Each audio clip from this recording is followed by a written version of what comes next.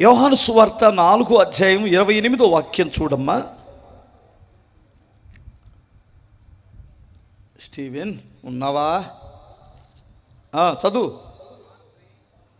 ఆ స్త్రీ, ఏ బాబు దానికి సౌండ్ పెట్టమ్మా.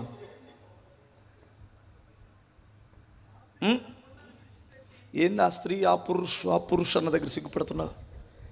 ఆ స్త్రీ తన కొండను విడిచిపెట్టి ఊరిలోనికి వెళ్ళి, మీరు వచ్చి నేను చేసినవన్నీ నాతో చెప్పిన మనుషుని చూడుడి, ఈయన క్రీస్తు కాడా అని. చాలు అబ్బాయి. ఆ చేతిలో కొండ ఉంది మొత్తం మీద. యేసుప్రభు దగ్గరికి వచ్చేసరికి ఒక కొండతోనే వచ్చింది, మాట్లాడింది. ఆయనతో మాట్లాడిన తర్వాత ఎందుకో ఇంక ఈ కొండ నా చేతిలో ఉండడం మంచిది కాదనిపించింది ఆమెకి. మీరు గమనించాలి, యేసయ్యతో మాట్లాడినంత సమయం ఆయన దగ్గర ఏముంది? కొండ ఉంది. యేసయ్యతో మాట్లాడిన తర్వాత ఇది పద్ధతి కాదు, ఇంకా ఈ కొండ నా దగ్గర ఉండడం మంచిది కాదు, నేను వచ్చిన స్థలం అంత శ్రేష్టమైనది, కొండతో పని లేని స్థలం, నాతో మాట్లాడుతున్నటువంటి ఆయన మహోన్నతుడైన పరిశుద్ధుడు, ఆ మహాదేవుడి దగ్గరికి వచ్చిన తర్వాత కూడా నేను కొండ భుజాన పెట్టుకొని తిరుగుతుంటే అంత పద్ధతి కాదనుకుందో ఏమో తెలీదు. యేసు ప్రభు వారు కొండ విడిచిపెట్టమని నేను చెప్పలేదు. చెప్పారండి? కొండ విడిచిపెట్టమని చెప్పలేదు. ఎవరిని ఏమి విడిచిపెట్టమని చెప్పడు ఆయన ప్రవర్తన మన జీవితాలు మార్చినట్లుగానే ఆమె ఆ కొండని ఆయన్ని చూసి ఈ కొండ నా చేతిలో ఉండడం మంచిది కాదని పడేసిందండి. మీరు ఎప్పుడైనా గమనించండి, అప్పుడప్పుడు మేము ఎక్కడికైనా వెళ్ళినప్పుడు నా చిన్ననాటి స్నేహితులు కూడా ఉన్నారు, ఈ నల్లగొంటలో ఉన్నారు, నాకు తెలిసిన చాలామంది ఉన్నారు. వాళ్ళు నేను వెళ్ళేసరికి సిగరెట్ తాగుతుంటారు. సిగరెట్ తాగి తప్పని చూసేసి, నేనేం వాళ్ళ మాస్టర్ని కాదు, వాళ్ళ గురువును కాదు, వాళ్ళతో పాటు సినిమాలు చూసినోడిని, వాళ్ళతో పాటు ఎదవేశాలు వేసినోడిని. అర్థమవుతుందా? ఏంట్రా అని పచ్చి బూతులు మాట్లాడుకున్నాను. నన్ను చూడగానే తక్కువ సిగరెట్ తీసేలా అని, ఏం స్వామి బాగున్నావా స్వామి, పర్వాలేదా స్వామి అంటాడు ఒక్కొక్క ఆయన. ఓ అంటే ఈ మనిషి ముందు మనము సిగరెట్ పట్టుకోవడం మంచిది పద్ధతి కాదు. ఎందుకంటే ఆ వ్యక్తిని మనం అగౌరవపరిచినట్లు అవుతుంది. ఆయన మన ముందు నిలబడితే, ఆఫ్టర్ ఆల్ ఒక పాస్టర్, నేను ఒక పాస్టర్, నన్ను చూసిన వెంటనే సిగరెట్ పారేస్తున్నారు చాలామంది. ఒక్కొక్కడు మాట్లాడమంటే మా బంధువులు చాలామంది, ఇప్పుడు కాదులే మ్యాచెసో, ఇప్పుడు కాదులే నేను తర్వాత మాట్లాడుతానులే అనేవాడు. రావాయా బాబు మాట్లాడదామంటే, కాదులే ఈరోజు కొంచెం వేసుకున్నాను అని వెళ్ళిపోతాడు. కారణం ఏమిటంటే, నేను వేసుకున్నాను కనుక ఇలాంటి భక్తి కలిగిన వ్యక్తితో మాట్లాడకూడదు ఈ సమయంలో అనేది సామాన్యంగా ఇంకా దేవుడు తెలియనటువంటి ఒక వ్యక్తికి ఉన్న ఆలోచన. మనం ఎప్పటి నుండో ప్రభుతో ఉన్నామని అనుకుంటున్నాం, నిజంగానే ప్రభు మనతోనే ఉన్నారు, స్తోత్రం చెప్పాలి. ఇంకా ప్రభుతో ఉండి మన కొండలు ఏమైనా భుజాన్ని పెట్టుకొని తిరుగుతున్నామో, వాటిని విడిచిపెట్టామనేది నా యొక్క ఆలోచన.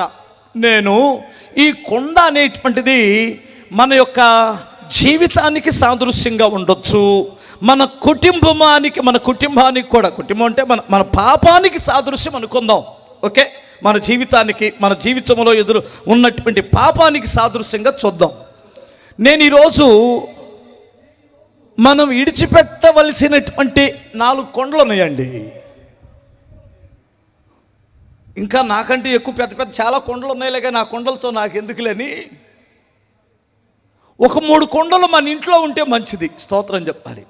అందుకని మా వాళ్ళతో కొండలు కొనక్కరండిరా, ప్రాక్టికల్గా చూపిద్దాం, పగల కొట్టడానికి కాదు, మళ్ళీ వాటిలలో మేము సన్నీళ్ళు పోసుకొని తాగాలి. ఎంతరా కొండ ఎంత? 100 రూపాయలు ఉందా? ఆ రోజులు పోయినాయి అంటావా? ఆ రోజులు పోయి ఉంటాయి. 300 అంట కొండ. పగల కొట్టద్దు, జాగ్రత్త. ఆ కొండలు తీసుకొని రండిరా ఒక్కొక్కడు. ఎవడికే కొండ వచ్చిందో వాడు అదృష్టం. కొండలు వారి పేర్లు చూడకుండా ఇచ్చేయి అడికి ఒక్కొక్కడికి. హల్లెలూయా. బిగ్గరగా స్తోత్రం చెప్పండి ఒకసారి. ఇట్లాంటి వరుస నించోండిరా. అరే కొండలో ఏయ్ తల మీద పెట్టుకో. బోర్లు కాదు నాన్న, దాన్ని లెటర్ ఎట్టుందో చూడు.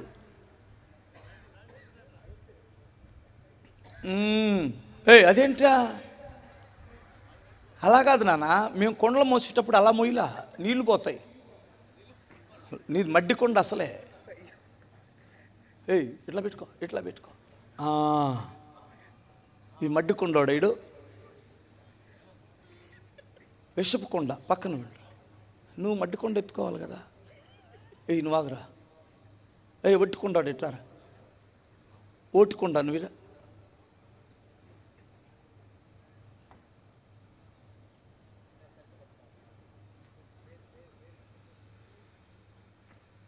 నువ్వు ఫస్ట్ రా.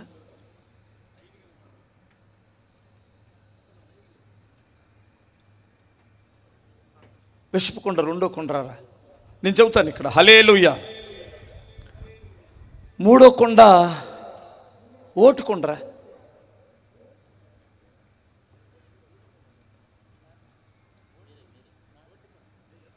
ఓటికొండ, ఒట్టికొండ 4. తర్వాత నీళ్ళకొండ. వాళ్ళిద్దరి మధ్యలో కొంచెం గ్యాప్ ఉంచు. అటు తిరిగి. వాళ్ళిద్దరికి సంబంధం లేదు, అవతలెళ్ళు. పర్వాలేదురా, మీరు మంచి కొండలు ఎన్నుకున్నారు. నిజంగా అలాగే ఉన్నారా?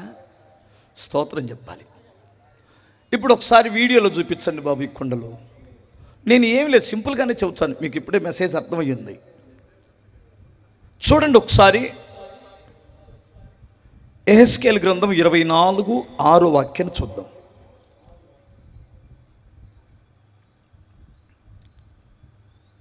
వీళ్ళందరూ ప్రభుతో ఉన్నటువంటి కొండలే. ఇప్పుడు వీళ్ళందరూ స్త్రీలు అనుకుందాం, సమరయ స్త్రీలాగా. ఓయ్ చదువు. కాబట్టి ప్రభువైన యెహోవా సెలవిచ్చినదేమనగా, నరహంతకులున్న పట్టణమునకు శ్రమ, మడ్డి గలకుండా మానకుండా మడ్డి కలిగి ఉండకుండా నీకు శ్రమ. రే మానకుండా మడ్డి కలిగి ఉండకుండా. మడ్డి కలిగి ఉండ. మడ్డి అంటే ఏంటో మడ్డోడు అంటారు కదా, మురికోడా, పాపిష్టోడా. ఎంతకాలం ఈ పాపిష్టి కొండనెత్తుకొని తిరుగుతావు? యేసు దగ్గరికి వచ్చావు, యేసుతోనే ఉన్నావు, ఆదివారం చర్చికి వస్తావు, కానీ లోపలేముంది? మడ్డి. ఏం మడ్డిది? ఏం మడ్డి? ఒకసారి మీరు ఆలోచించాలి. ఇప్పుడు సినిమాలు చిన్న పాపం అయిపోయిందండి. భయంకరమైనవి సినిమాల కంటే ఘోరమైనటువంటి సెల్ ఫోన్లో ఉన్నాయి.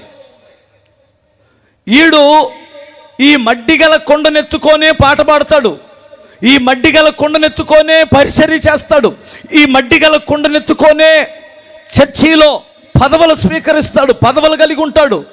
ఈ మడ్డిగల రహస్యంగా, అంటే ఈ మడ్డి పైకి కనిపించదో, మీకు తెలుసో తెలీదో, కొండ శుభ్రం అవ్వకపోతే ఏం జరిగిద్దంటే మీరు గమనించండి. కొండలో ఇప్పుడు నీళ్ళు పోస్తామా ఒక 4-5 రోజులు కడగకపోతే అడుగుని ఏం పేరుకుంటుందన్నా? మడ్డి పేరుకుంటుంది. ఇది పైన ముంచినంత కాలం బాగానే ఉంటుంది. ఎవరైనా తెలియనటువంటి ఒక పిల్లవాడు వెళ్ళి గ్లాసు లేదా చెంబు అందులో ముంచి అడుక్కు కానీ వెళ్ళిందో రావాల్సిందంతా పైకి వస్తుంది. చెత్త, ఎంత చెత్త లోపల కప్పబడి ఉందో. మడ్డిగల కొండ కలిగినటువంటి అలాంటి జీవితం కలిగిన వాడా, నీకు శ్రమ. ఎంతకాలము మడ్డిగల కొండ ఎలా ఉంటుందో నీ బ్రతుకు ఎలా ఉంటుంది? ఎంతకాలం రహస్యంగా వ్యభిచారం చేస్తున్నావు, రహస్యంగా బెట్టింగులు కడుతున్నావు, రహస్యంగా మందు దాగి ఎరగనట్టే ఏమండి ఆ సోప్ వేసుకొని వస్తున్నాడు మందు దాగి, నాకు తెలియదు అన్నట్టు. ఒకవేళ ఇంకా నువ్వు బ్రతుకున్నావు అంటే దేవుడు దీర్ఘశాంతమూర్తి అనే సంగతి గుర్తుపెట్టుకో. ఇప్పుడు నువ్వు చేయవలసింది ఏమిటంటే, నేనున్న సర్వశక్తి గల దేవుడు, మహోన్నతుడైన దేవుడు దగ్గర నేను ఆయన దగ్గర ఉన్నాను, ఈ కొండ ఇంకా నాకెందుకు? ఈ మడ్డి గలకుండా, ఈ నీచమైన పాపికుండా నాకు నా తల మీద నేను ఇంకా మొయ్యాలా? నా కొరకు, నా పాపాల నిమిత్తమై మరణించిన క్రీస్తు నా కొరకుంటే నేను ఎంతకాలం ఈ మడ్డి గల కొండని మొయ్యాలి? ఇప్పుడైనా ఒక మంచి తీర్మానం చేస్తావని నేను గుర్తు చేస్తున్నాను. ఒకవేళ నేను ఎలా తప్పించుకోవాలి పాస్టర్ గారు? పాపం అనే మడ్డితో నింపబడి ఉన్నాను. నాకు పరిష్కారం ఏమిటి? నేను ఎలా కడగబడాలి? నేను ఎలా క్షమించబడాలంటే చూడండి, మీరు యోహాను పత్రిక 1వ అధ్యాయం 9వ వాక్యములో ఏముంటుందంటే, మనము మన చదువు ఒకసారి 1:9, మన పాపములను ఒప్పుకొనిన ఎడల, అబ్బా, కప్పుకొనిన ఎడల కదా, ఒప్పుకొనిన ఎడల, కప్పుకున్న ఎడల అక్కడే ఉంటాయి, లోపలే ఉంటాయి. ఒప్పుకున్న ఎడల ఆయన నమ్మదగిన వాడును, ఆయన నమ్మదగిన వాడు, నీతిమంతుడు గనుక ఆయన మన పాపములను క్షమించి, ఆయన మన పాపములను క్షమించి సమస్త దుర్నీతి నుండి మడ్డి నుండి మనల్ని పవిత్రులుగా చేయును, కొండ కడుగును. కొట్టు కొట్టు చప్పట్లో.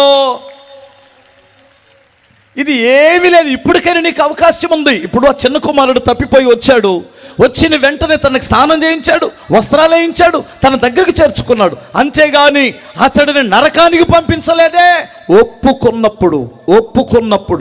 ఒప్పుకొని విడిచిపెట్టినప్పుడు, ఈడికి విడిచిపెట్టకపోతే ఈ మడ్డిని ఏమొస్తుంది అన్నాడు? శ్రమ.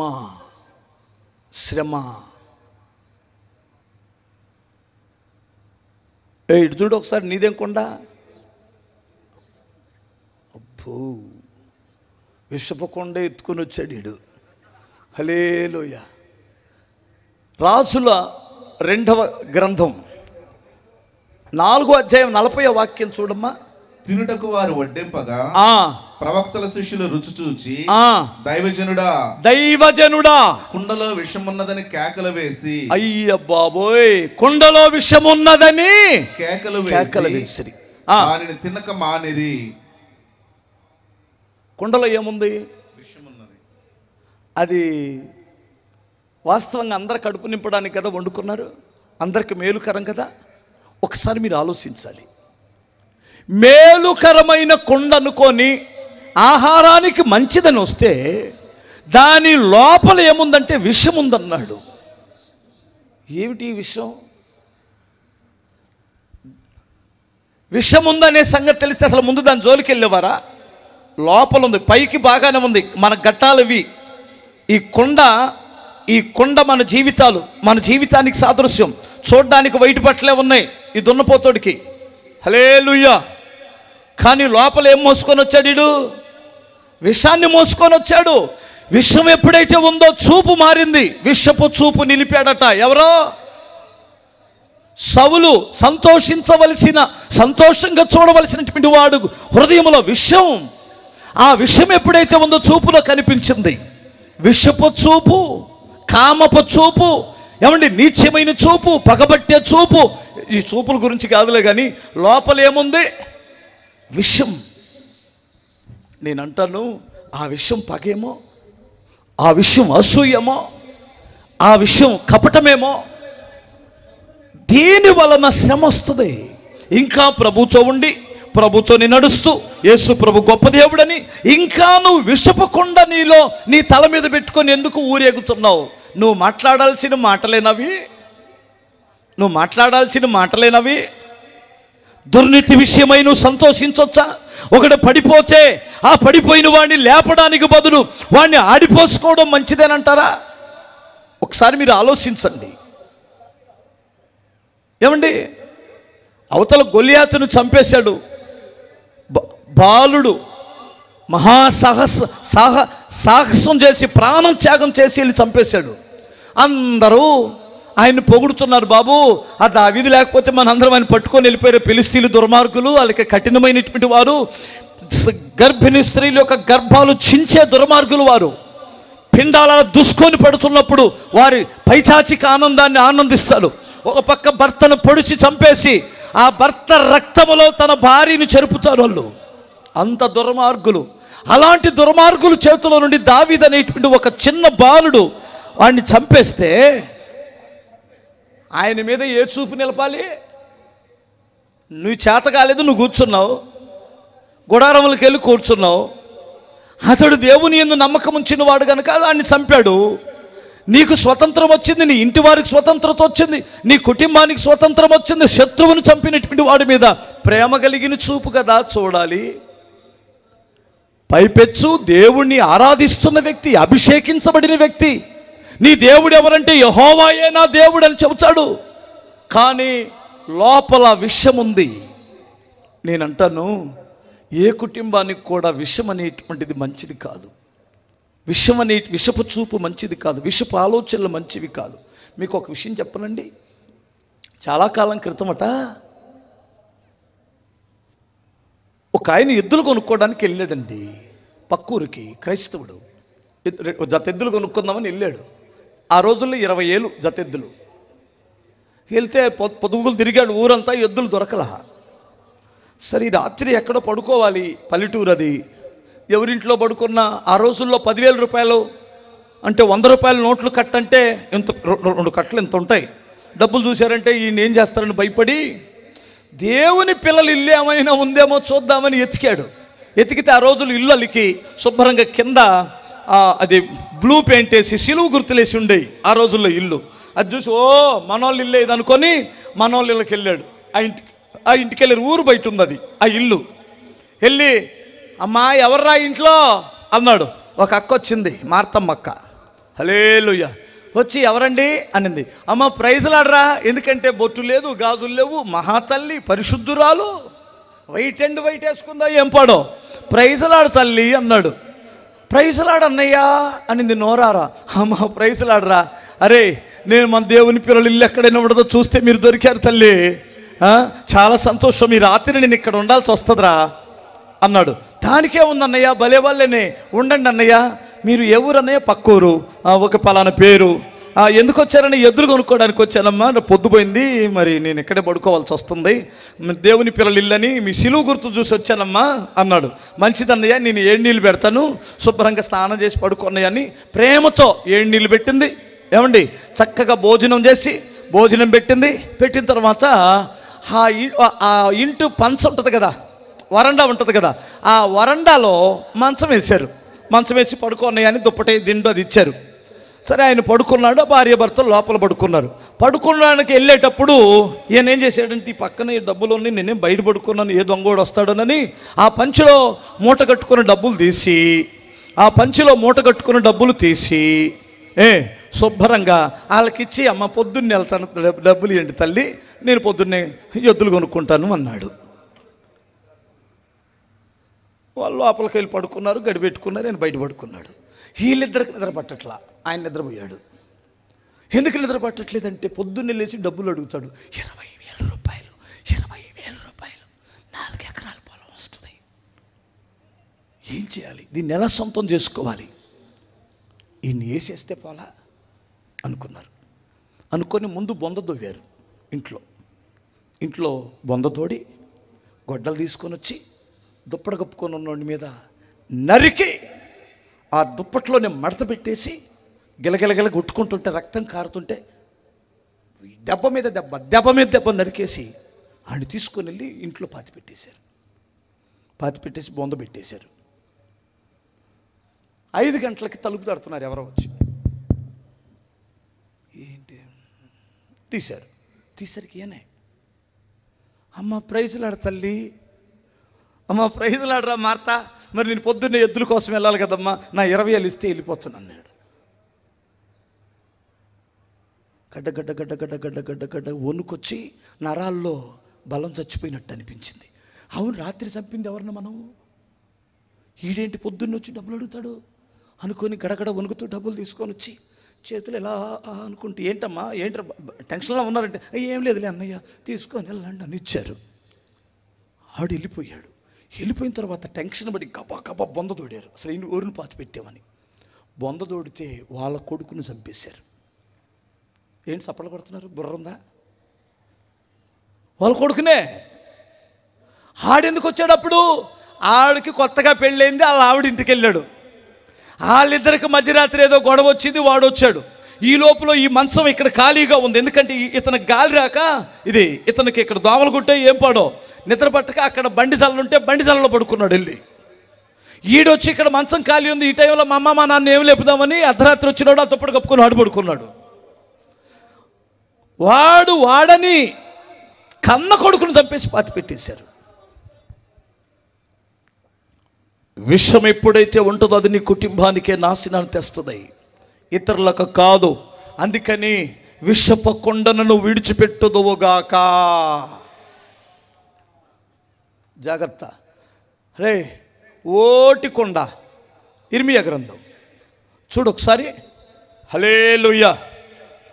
చూడబ్బాయి, 22వ అధ్యాయం 28వ వాక్యం త్వరగా చదవాలి. కున్య అను ఇతడు హేయమైన ఓటికుండ వంటి వాడా, పనికిమాలిన ఘటమా, అతడును అతడి సంతానమును విసిరివేయబడి తా మెరుగని దేశంలోనికి ఏలత్రోయబడి. యోధారాజు కొడుకు ఈడు. దయచేసి గమనించాలి. కొన్య అనేటువంటి వాడు ఇక బబులోను సామ్రాజ్యానికి ఇక బానిసగా పట్టుకొని వెళ్ళబడుతున్నటువంటి లాస్ట్ పనికి మాలినటువంటి వాడు. ఇది ఒక మాటతో చెప్పాలంటే ఈయన బైబిల్ ఏముంటుందంటే ఓటి కొండ లాంటి వాడు అన్నాడు. రే, నువ్వు బానిసగా పట్టుకోబడబోతున్నావు. నీవు ఖచ్చితంగా బబులోను రాజు దగ్గర నువ్వు బానిసవవుతావు, ఎందుకంటే నువ్వు ఓటి కొండ లాంటి వాడివి అన్నాడు. మీరు గమనించాలి, మీ ఇంట్లో ఎప్పుడైనా ఓడిపోయిన కొండ ఉంటే అందులో ఎంతమంది నీళ్ళు పోస్తారు చెప్పనంటండి. ఓడిపోయిన కొండ నీళ్ళు పోస్తామా? సరే, నీళ్ళు కాదు, పచ్చడి పడతామా? ఆవిడకే పచ్చడి పడతారు, ఇందులో పచ్చడి పడతారా? మరి దేని కొడతారు అసలు ఓడిపోయిన కొండనే?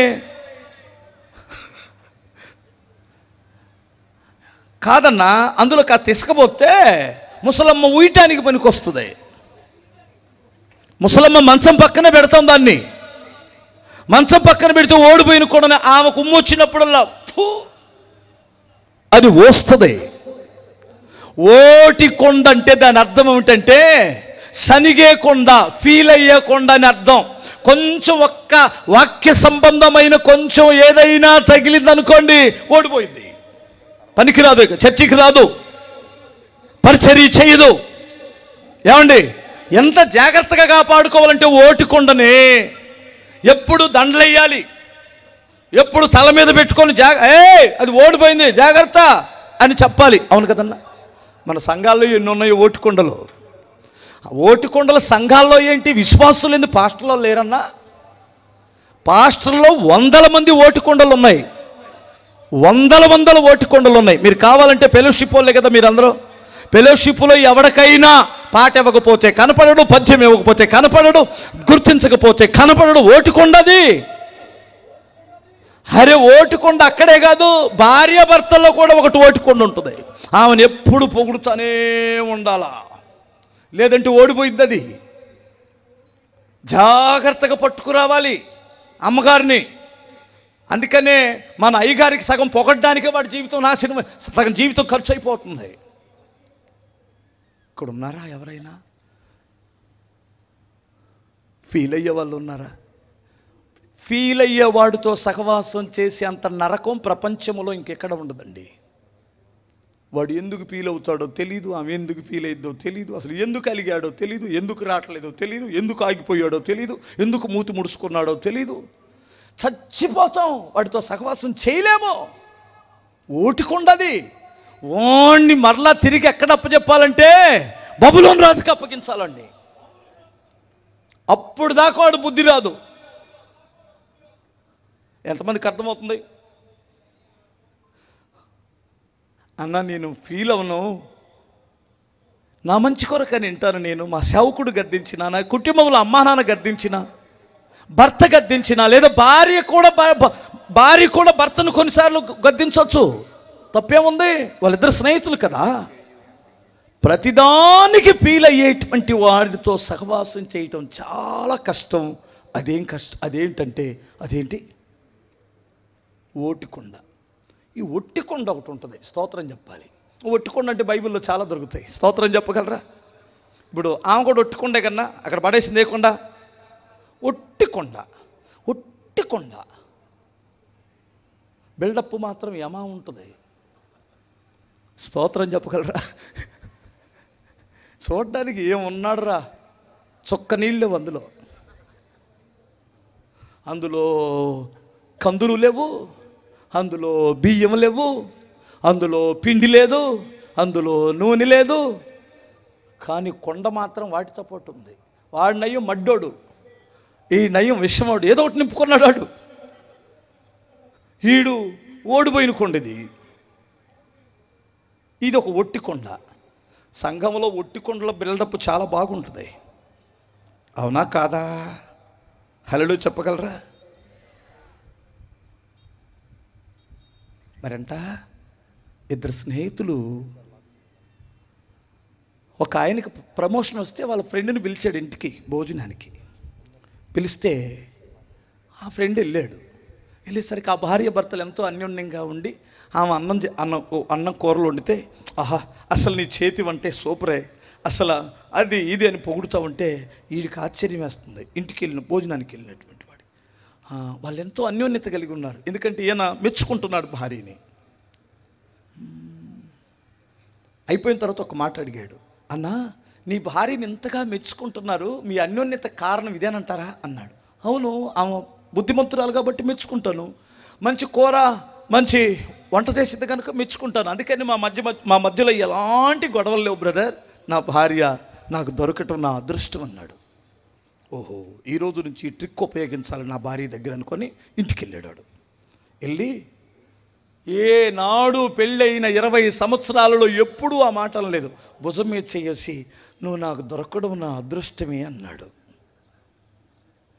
ఆహా అసలు నీ అందమే, ఓహో నీ చేరే అంటున్నాడు. బేరుమని ఏడ్చింది. ఎందుకు ఏడుస్తున్నావు అన్నాడు. పిల్లాడికి ఆడుకోవడానికి వెళ్తే కాలు ఇరిగింది, అక్కడ జరిగింది, నువ్వేమో ఫుల్లుగా తాగొచ్చావు అనింది.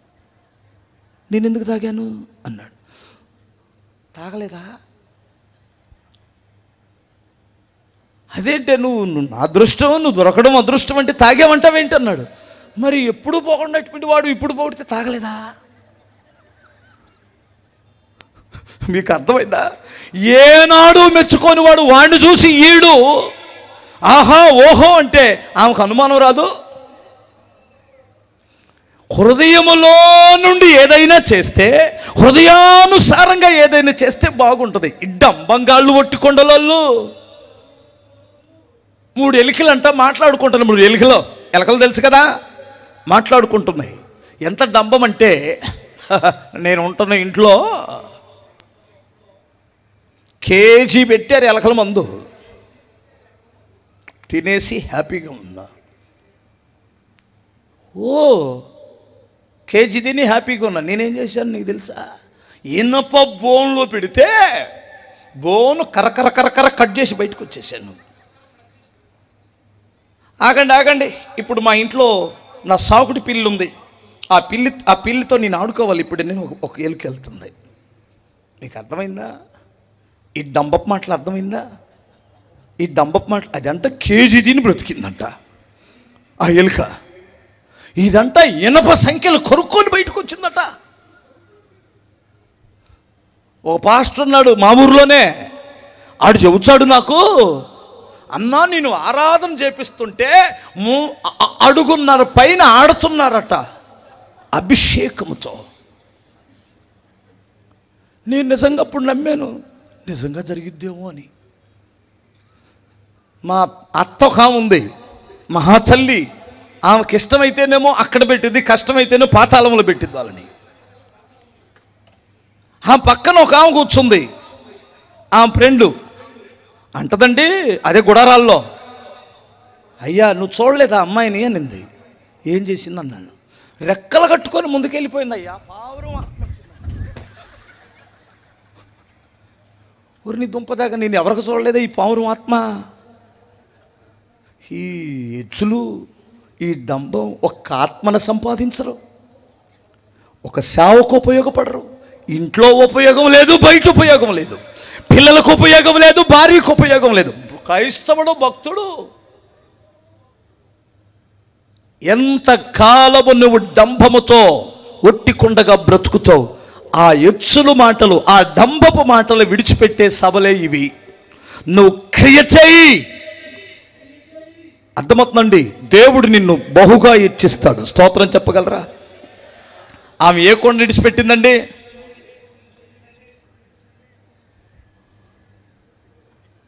ఉట్టుకుండ. ఆడు మట్టికొండ అంతా పెట్టుకుంటా విడిచిపెడతావురా, మరి దించరేరా? నువ్వు పెట్టుకోమ్మా, గాడిద దించు. నువ్వు ఓటుకుండోడువా? ఫీల్ అవుతావా? రే పని చేస్తావుగా. ఈడండి మహాముదురులో కూడా ముదురులకే ముదురీడు. ఎంత పెద్ద ముదురు అంటే అంత పెద్ద ముదురు. ఈయన్ని ఎలా వంగదీయాలా అని నా చిన్నప్పటి నుంచి ఈడు అసలు దొరకడేమో మాకు అనుకున్నా. సరే ఈయన్ని ఎక్కడ పెడితే అక్కడ వాళ్ళని జడగొడుతున్నాడు ఈడు. నువ్వు సౌండ్ సిస్టమ్ దగ్గర పెడితే సౌండ్ సిస్టమ్ వాళ్ళు జడగొడతాడు, ఇంకో దగ్గర పెడితే ఇంకో దగ్గర జడగొడతాడు. అమ్మ ఈ పనికి మాలినోడిని ఎట్లా బాగు చేసుకోవాలనుకొని బాత్రూములు కడగడానికి పెట్టా. అరే నువ్వు బాత్రూములు కడిగితేనే పరిచర్యలో ఉంటావు, లేదంటే నువ్వు పరిచర్య చేయవద్దన్నా. తప్పక చీపిరి గట్ట తీసుకొని బాత్రూమ్ దగ్గర ఉన్నాడు. బాత్రూములు 2 సంవత్సరాలు నమ్మకంగా కడిగాడండి, జాబ్ వచ్చింది. ఇప్పుడు ఎంత సంపాదిస్తున్నావురా?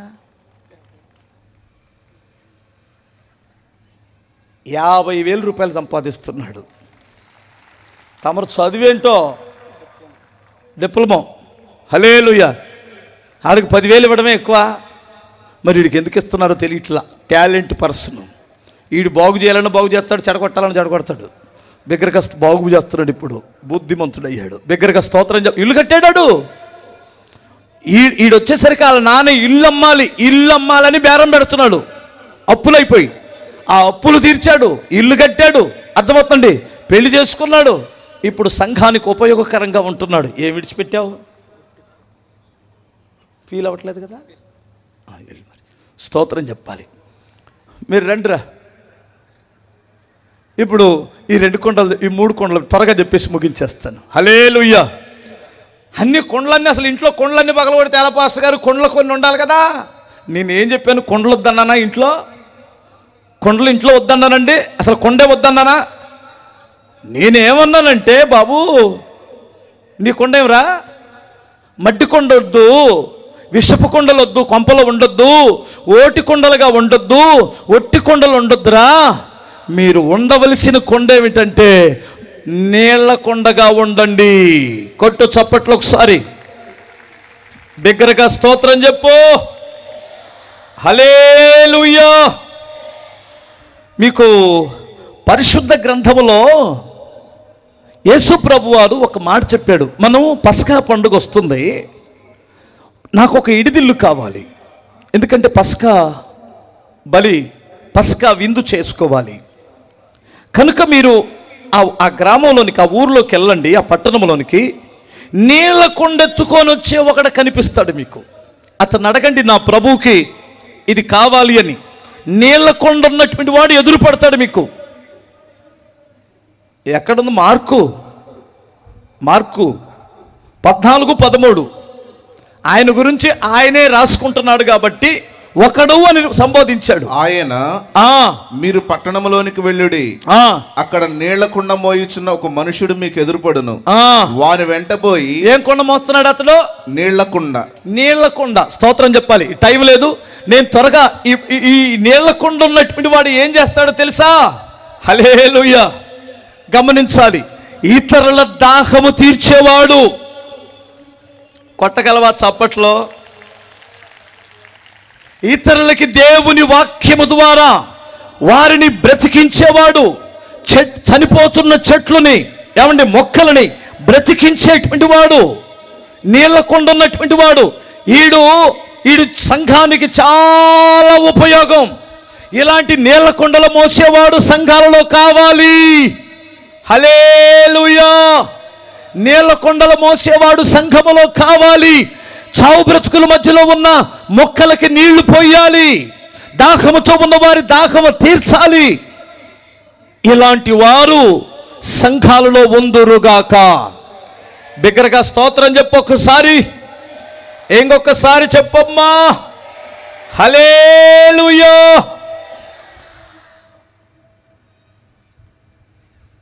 నీలకొండ ఉన్నటువంటి వాడు మురికి కలిగిన వాడిని శుద్ధి చేస్తారు, సరి చేస్తాడు. అవును కదా?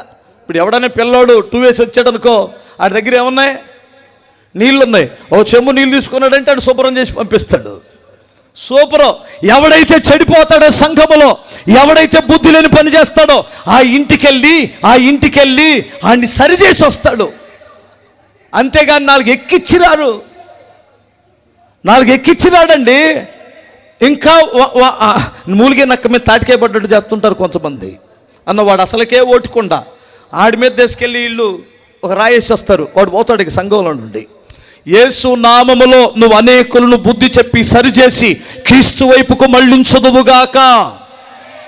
హల్లెలూయా.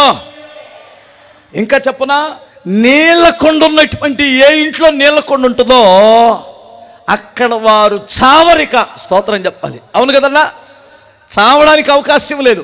ఆహారం లేకపోయినా పర్లేదు, కానీ నీళ్ళు లేకపోతే చస్తాం. ఏ సంఘములో నీళ్లు ఉంటాయో, ఏ సంఘములో ఉపదేశం ఉంటుందో, ఏ సంఘములో వాక్యం ఉంటుందో ఆ సంఘము సజీవంగా బ్రతుకుంటుంది. ఇంకొక కొండ త్వరగా చెప్పేస్తాను. హల్లెలూయా. టైం ఎంతైంది ఇంతకీ? నేను ఎన్ని గంటలకని చెప్పాను? 10:30. ఈ లోపల మన మధ్యలోనికి నాయకులు వచ్చారండి. ఎవరో వాళ్ళ పేర్లు ఎవరు వచ్చారో తెలియదు నాకు. అయితే వాళ్ళు ఇప్పటికే పాపం అరగంట నుంచి కూర్చున్నారు. సిస్టర్ గారు గల్లా మాధవి గారు ఆమె వచ్చారనుకుంటున్నాను. నిండు వందనాలమ్మ మీకు. దేవుడు మీకు శుభం కలిగించునుగాక. ఇంతసేపు కూర్చున్నారంటే దేవుని సన్నిధిలో మీ సమయం ఎప్పుడూ వేస్ట్ కాదమ్మా తల్లి. దేవుడు ఆయన సన్నిధిలో తగ్గించుకొని ఎవరైతే కూర్చుంటారో వారిని దేవుడు హెచ్చిస్తాడమ్మా. అది నేను అనుభవించాను, మీకు కూడా చెబుతున్నాను. మీరు దేవుడు మాకంటే గొప్పవారు మీరు, కానీ దేవుడి కంటే మాత్రం చిన్నవారు. అందుకనే ఆమె తగ్గించుకొని కూర్చున్నారు. ఇంకా ఎవరు వచ్చారో, మన మేని అన్న రామాంజనేయులు గారు వచ్చారా? నిండు వందనాలన్నా. అన్న మీరు దేవుని దగ్గర తగ్గించుకోండి, దేవుడు మిమ్మల్ని హెచ్చిస్తాడు. నిండు వందనాలు. ఏమనుకోవద్దే, ఇంకా కొంత సమయం కూర్చోవాల్సిందే. ఓకే, ఇది పరిశుద్ధ వేదిక కాబట్టి నేను ఇప్పుడు దేవుడు నాలో ఉన్నాడు, నేను మాట్లాడుతున్నాను. మధ్యలో మిమ్మల్ని పిలవకూడదు. ఓకే, ప్రభు ఫీల్ అవుతాడు అంతే. కూర్చోండి అన్న. బిగ్గరగా స్తోత్రం చెప్పగలరా? ఇంకొకసారి చెప్పగలరా? దయచేసి గమనించాలి. ఇంక టైం లేదు కాబట్టి 2 మాటలు త్వరగా లాగిచ్చేస్తాను. దేవుడు ఏలి అనేటువంటి దైవజనుడితో ఒక మాట చెప్పాడు. 3.5 సంవత్సరాల దేశంలో వర్షాలు లేవు, కరువు వచ్చింది కదా ప్రభు. ఇప్పుడు దాకా కెరేతు వాగు దగ్గర ఉన్నాను, కాకులతో భోజనం పెట్టావు. ఇప్పుడు నా పరిస్థితి ఏమిటంటే, సారపత్తు అనేటువంటి ఒక ఊరిలో ఒక ఎదవరాలు ఉంటుంది, పేద ఎదవరాలు. ఆమె నుండి పోషిస్తుంది వెళ్ళమన్నాడు. ఆమె ఎంత కోటీశ్వరురాలో, రాజుగారికే భోజనం దొరకని టైంలో పేద ఎదవరాల దగ్గరికి పంపిస్తున్నాడేనా? ఆమె బాగా డబ్బులున్న మనిషి అనుకొని వచ్చాడు. తీరా వచ్చేసరికి ఒక ఆమె పుల్లలేరుకుంటుంది. పుల్లలేరుకునే మనిషి దగ్గరికి వెళ్ళి, ఏమైనా ప్రభు అంటే, ఏమే వెళ్ళి అడుగు అన్నాడు. వెళ్ళిన తర్వాత ముందు టెస్ట్ చేద్దాం, ఏం మనసు ఎలా ఉంటుందో. అమ్మ కాస్త నీళ్ళు ఇస్తావా అని అడిగాడు. వెంటనే ఆ చెంబులో ఉన్న నీళ్ళు తీసుకొని వచ్చి, బుర్రకాయలో ఉన్న నీళ్ళు తీసుకొచ్చి ఇచ్చేసింది. ఇచ్చినోడు తాగి మెలకొని ఉండాలా? అమ్మ నాకు చాలా ఆకలి అవుతుంది, ఒక రొట్టె పెడతావా? ఏమన్నా రొట్టె ముక్కుంటే కాల్చి పెడతావా అన్నాడు. అయ్యా, అందుకు ఆమె, కుండలో, నేను చెబుతున్నాను అబ్బాయి, కుండలో అంత పిండి, నూనెలో బుడ్డిలో అంత నూనె తప్ప నా దగ్గర ఏం లేదు బాబు అనింది. అని సరే, మేము చావకముందు తిని చచ్చిపోదాం అనుకున్నాం. దైవజనుడిగా మీరు అడిగారు. నేను వెళ్ళి ఆ కొంచెం అప్పం కలుసుకొని వస్తారని ఒక రొట్టె కలుసుకొని ఆయనకి ఇచ్చింది. బైబిల్ చెబుతున్న మాట ఏమిటంటే అండి, 3.5 సంవత్సరాలు ఆ కుండలో పిండి అయిపోలేదట. అంటే ఏ కుటుంబం ఆతిథ్యం ఇస్తుందో చిమ్మే సెలిమి ఊరిద్దంటారు, చూశారు? చిమ్మే సెలిమి ఊరిద్దంటారు, చూశారు? ఏ కుటుంబం అయితే ఆతిథ్యం ఇస్తుందో, ఏ కుటుంబం అయితే సహాయం చేస్తారో అక్కడ తక్కువ కాదు, సమృద్ధి వస్తుంది. నీకు పురుగు పట్టదో, సమృద్ధి వస్తుంది, సమృద్ధి వస్తుంది. ఈ రహస్యం క్రైస్తవుడికి తెలిసినప్పుడు ఖచ్చితంగా సమృద్ధి గలవాడయ్యే ఉంటాడు. హల్లెలూయా. చాలామంది లోకంలో కూడా మా అమ్మ ఒక మాట చెబుతూ ఉండేది, ఒరేయ్ మనం తిన్నది నేలపాలురా, పరులు తిన్నదే మన పాలు. ఎప్పుడైనా విన్నారా ఈ మాట? మనం తింటే ఎక్కడికి వెళ్ళిద్ది అది? అబ్బో, ఇక్కడ చాలా గట్టిగా ఉన్నారే, స్తోత్రం చెప్పగలరా? నేను ఒక చిన్న విషయం చెప్పనా మీకు. నేను సేవ ప్రారంభించినప్పుడు అంతంత మాత్రం ఈ వారం అంతా భోజనం చేసామంటే యేసయ్యా మీకు స్తోత్రం అన్నట్టుంది. ఆ టైంలో నేను ఏం చేసేవాడిని తెలుసా? ఈ పేద బిడ్డలు, తొడాలు తీసుకునేటువంటి బిడ్డలు, అక్కడక్కడ కూలి పని చేసుకునే బిడ్డలు నూకలు తెచ్చేవారు. నూకలు ఆ వారమంతా మేము నూకలు తిని నెల రోజులకి వాళ్ళు తీసుకొని వచ్చిన రేషన్ బియ్యం కానీ, మామూలు బియ్యం కానీ, రేషన్ బియ్యం, మామూలు ముగ్గిపల్లి బియ్యం తెచ్చేవారు. అవన్నీ దాచిపెట్టి నెల మొదటి వారమున వారికి భోజనాలు పెట్టేవారు. ఆ రోజుల్లో నాకు కొంతమంది ఇచ్చిన సలహా ఏమిటంటే, భోజనాలు పెట్టకపోతే వాళ్ళు ఏమైనా ఫీల్ అవుతారు బ్రదరు, మనకు ఉందా ఏంటి? లేదు కదా, ఆపేయచ్చు కదంటే నా మనసులో ఒకటే ఉంది. ఏమిటంటే నెలకొక్క రోజు సంఘమంతా కలిసి ఒక కుటుంబంలాగా భోజనం చెయ్యాలి. అందుకు వారికి నూకల భోజనం పెడితే కుదరదు. బియ్యం 5 సంవత్సరాలు నూకలు అన్నం తిన్నానండి నేను. ఇప్పుడు మీరు నా ఇంటికి వస్తే ఇప్పుడు మీరు ఒక 1000 మంది వచ్చి ఒక 2 గంటలు కానీ కూర్చోగలిగితే 1000 మందికి భోజనం పెట్టే బియ్యం 24 గంటలు 365 రోజులు ఉంటాయి. స్తోత్రం చెప్పాలి. నాకు ఏది కొరత లేదు. బియ్యం పుచ్చిపోతాయని నేను అప్పుడప్పుడు పేదవాళ్ళని పిలిచి ఇచ్చేస్తాను కట్టలు. అర్థమవుతుంది? బియ్యం పుచ్చిపోకూడదు కదా కట్టలో. హల్లెలూయా. ఎవరు చేసుకొస్తారో నాకు తెలీదు, ఎక్కడి నుండి వస్తాయో తెలీదు, ఎలా వస్తాయో తెలీదు. ఏమండి, ఇప్పుడు మీకు ఒక విషయం తెలుసా? 4 రోజులైంది నేను ఆ వంటశాల దగ్గరికి వెళ్ళలేదు. రోజు కొన్ని వేల మందికి భోజనం పెట్టేస్తున్నారు. ఆ వంటశాల దగ్గరికి వెళ్ళలేదు, వాళ్ళతో నేను పని చెప్పలేదు. మొదటి రోజు వారికి పని అప్పగించాను. ఈ రోజు వరకు కూడా వంట దగ్గరికి వెళ్ళలేదు. ఈ రోజు వరకు కూడా ఆ బాత్రూముల దగ్గర శుభ్రంగా కడిగేస్తున్నారు. నేను అటు వెళ్ళలేదు. స్త్రీల బాత్రూములు స్త్రీలు, పురుషుల బాత్రూములు పురుషులు. ఇక్కడ మనకు బియ్యం తేలిగ్గా దొరుకుతాయి కానీ మంచినీళ్ళు దొరకవు. అర్థమవుతుందండి? కానీ ఈ 4 రోజులు తాగడానికి మినరల్ వాటర్ పోస్తున్నారు. ఇక్కడ మీకు మున్సిపాలిటీ వాటర్ కాదు పోస్తుంది, ఇక్కడ మినరల్ వాటర్ పోస్తున్నారు. ఈ 4 రోజులు స్నానాలకు నీళ్ళు వస్తున్నాయి. ఇక్కడ వాస్తవంగా గుంటూరులో పెద్ద కరువు ఏమిటంటే ఎక్కడ బోరేసినా ఉప్పు నీళ్ళు పడతాయి, కొనుక్కొచ్చుకోవాలి నీళ్లు. కానీ నా తండ్రి ఇన్ని వేల మందికి ఏది తక్కువ చేయకుండా భోజనం పెడుతున్నాడు, నీళ్ళు ఇస్తున్నారు. నాకు ఆశ్చర్యం, ఎందుకంటే నా కుండ సమృద్ధితో నింపాడు. స్తోత్రం చెప్పాలి. యేసు నామములో నీ కుండను కూడా సమృద్ధిని నింపునుగాక, నీ కుటుంబంలో సమృద్ధి కలుగునుగాక. దీని రహస్యం ఏమిటి తెలుసా? మొదటి అప్పం దైవజనుడికి ఇచ్చింది. స్తోత్రం చెప్పాలి. అందుకనే కుండలో తక్కువ కాలేదు. చివరికి ఒక మాట చెప్పేసి ముగించేస్తాను. హల్లెలూయా. అబ్బాయి చూడమ్మ ఒకసారి రాజుల 2వ గ్రంథం 4వ అధ్యాయం 2వ వాక్యం. ఎలీషా, నా వలన నీకేమి కావలెను, నీ ఇంటిలో ఏమి ఉన్నదో అది నాకు తెలియచెప్పుమనెను. అందుకామె, నీ దాసురాలనైన నా ఇంటిలో నూనె కుండ ఒకటి ఉన్నది, అది తప్ప మరి ఏమీ లేదనెను. అతడు, నీవు బయటికి పోయి. చాలు. ఏం కుండ ఉంది అబ్బాయి? నూనె కుండ. వాళ్ళ ఆయన చనిపోతూ అప్పు చేసి చచ్చిపోయాడు. తాగి అప్పు చేయలేదు, పేకాటాడి అప్పు చేయలేదు, బెట్టింగులు కట్టి అప్పు చేయలేదు, పనికి మాలిన రెండో కొంపలు పెట్టి అప్పు చేయలేదు. భక్తి కలిగి ఉన్నాడు కానీ మరి ఎలా పోయాడో తెలీదు. ఇప్పుడు చాలామంది అనుకుంటుంటారు, యేసుప్రభు నమ్ముకున్న వాళ్ళు మరి ఎందుకు అప్పులయ్యారు? పరిశుద్ధ గ్రంథములో ఒక భక్తి గలవాడు అప్పులయ్యాడు. కానీ అప్పులైనటువంటి వాడిని ఎలా తీర్చాడో మీరు చూడండి. అప్పులైపోయి చనిపోయాడు అతడు. ఇద్దరు కొడుకుల్ని ఎవడో బానిసగా పట్టుకొని వెళ్తున్నప్పుడు ఆమె పరిగెత్తుకుంటూ వాళ్ళ అమ్మగారింటికి వెళ్ళలేదు, వాళ్ళ అత్తగారింటికి వెళ్ళలేదు, నిష్ఠూరు పెరలేదు, దైవజనుడి దగ్గరికి వెళ్ళిందట. అయ్యా నా కుటుంబం ఇలా ఉందని. ఆయన ఏమన్నాడంటే, ఫస్ట్ అడిగిన మాట ఏమిటంటే, నీ ఇంట్లో ఏముంది అని అడిగాడు. అయ్యా మా ఇంట్లో ఎండి లేదు, బంగారం లేదు, డబ్బు లేదు, ఏమీ లేదు. మరి ఏముంది? నూనె కొండ ఒకటి ఉంది. హలో చెబుతావు ఒకసారి, రెండు చేతులే చెప్పగలరా?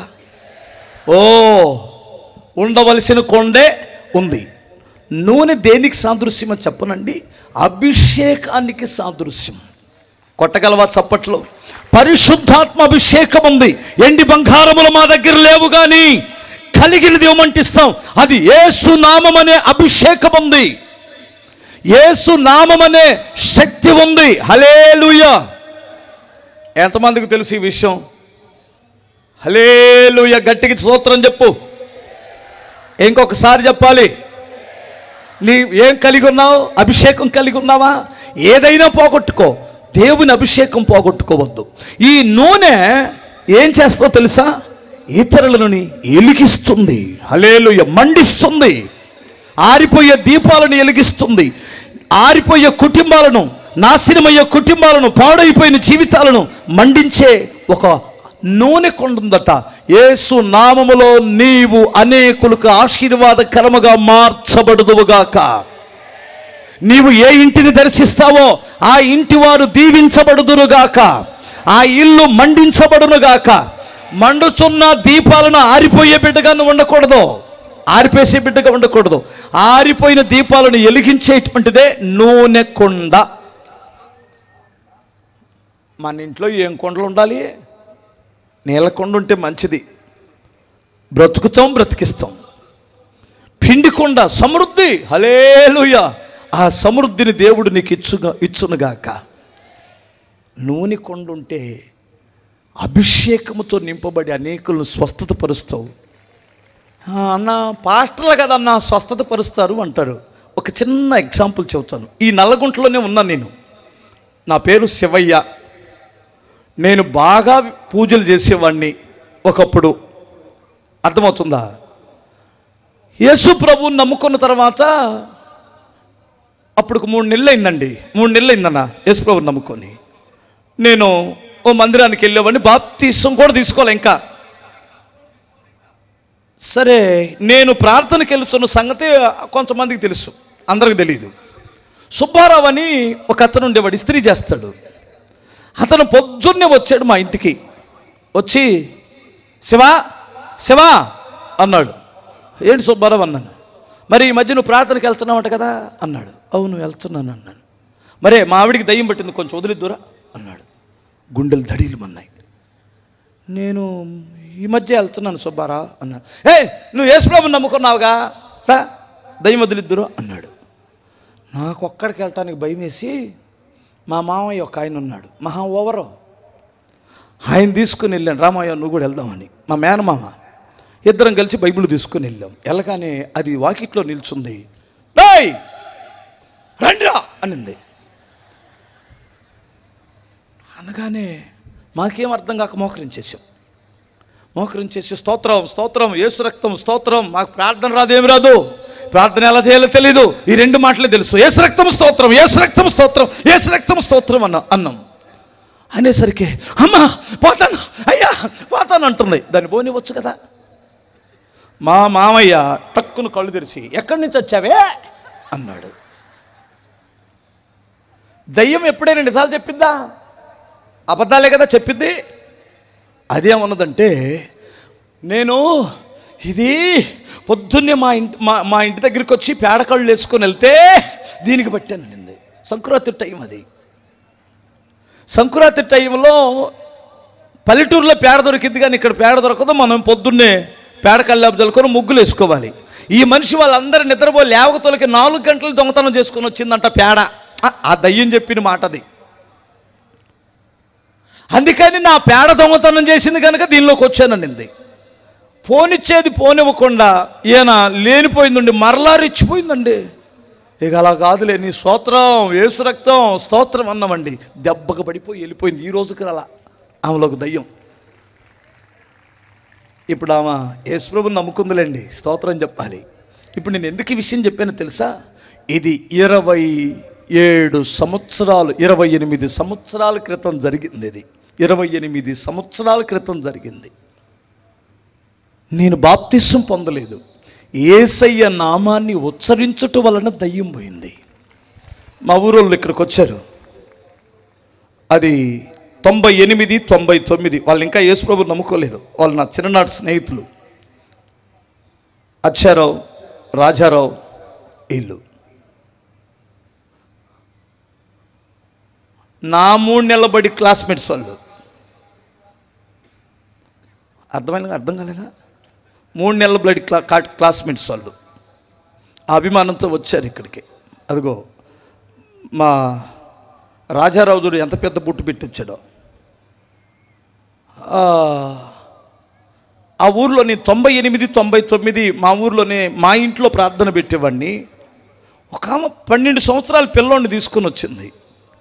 అడికి మూగోడు, మాటలు రావు. నాకు తెలియదు, బైబిల్లో చదువుకున్నాం కానీ నిజంగా వస్తుందని, అలా దేవుడు చేస్తాడని తెలీదు.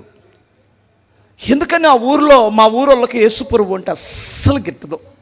బాయ్ గిట్టదు కదా, ఇప్పటికీ గిట్టదు. కొంతమంది గిడుతుంది ఇప్పుడిప్పుడే యేసునామంలో. హల్లెలూయా. మా ఊరు రాముల వారి గుడి దగ్గర చిన్న ప్రార్థన పెట్టాం. మంచి మాటలు చెప్పడానికి ఏదైతేనే వెంకట నరసయ్య గారు అని వాళ్ళ నాన్నగారు ఆయన దగ్గర కూర్చున్నాడు. ఒక ఆయన జగ్గయ్య అని గొడ్డలు తీసుకొని వచ్చాడు. రేయ్ నరికేస్తానని వచ్చాడు. ఆ ప్రార్థన పెట్టిన తర్వాత ప్రార్థన పెడితే ఆ మూగు పిల్లోడు మాట్లాడాడండి. అప్పుడు ఆ పిల్లోడికి 12 సంవత్సరాలు. ఇప్పుడు ఆ అబ్బాయి పెద్దోడు యవనస్తుడయ్యాడు. ఇలాంటి కార్యాలు బైబిల్లో ఉంటాయి, నిజంగా జరిగిద్దా అని నేను ఆశ్చర్యపోయాను. స్తోత్రం చెప్పగలరా? అప్పటి నుండి ఒక్కొక్కరు రావడం మొదలుపెట్టారు. స్తోత్రం చెప్పాలి ఒకసారి. నా దగ్గరికి చాలామంది మూగోళ్ళని తీసుకొచ్చారు. ఒక్కడు కూడా మాట్లాడాల. మరి ఆడెందుకు మాట్లాడాడో నాకు తెలియదు. స్తోత్రం చెప్పాలి. తనకిష్టమైన వారిని దేవుడు స్వస్థపరుస్తాడట. ఆడెందుకు మాట్లాడాడో నాకు తెలీదు. నా దేవుడు సర్వశక్తి గల దేవుడు. నీలో ఆ అభిషేకం ప్రతి బిడ్డనికి దేవుడు అనుగ్రహిస్తాడు. నువ్వు నూనె కొండగా ఉందువుగాక.